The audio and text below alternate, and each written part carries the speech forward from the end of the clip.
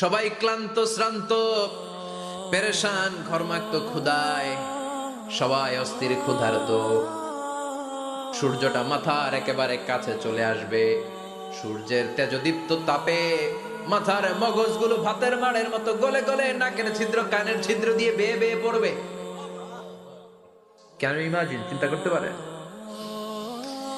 জিহ্বাটা কুকুরের মতো ঝুলতে থাকবে, নাভির সামনে এসে নাভিস্থল পর্যন্ত জিহ্বাটা ঝুলতে থাকবে। সবার মুখে চিৎকার, ইয়া নাফসি, আল্লাহ বাঁচাও। কানা মিকদারুহু 50 আলফা সানা, 50,000 বছর হবে কিয়ামতের সেই দিনটা। পাগল হয়ে যাবে, পাগল।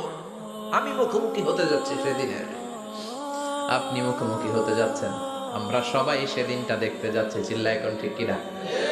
ও আয়েশা, লিকুল্লি ইমরিইম মিনহুম ইয়াওমাইদিন শাআনুন ইউগনি। এমন ভয়ঙ্কর দিন হবে, এমন ভয়ানক পরিস্থিতি হবে রে আয়েশা, বাবা মা চিনা যাবে না, পীর সাহেবরে চিনা যাবে না, কেউ কাউরে চিনবে না।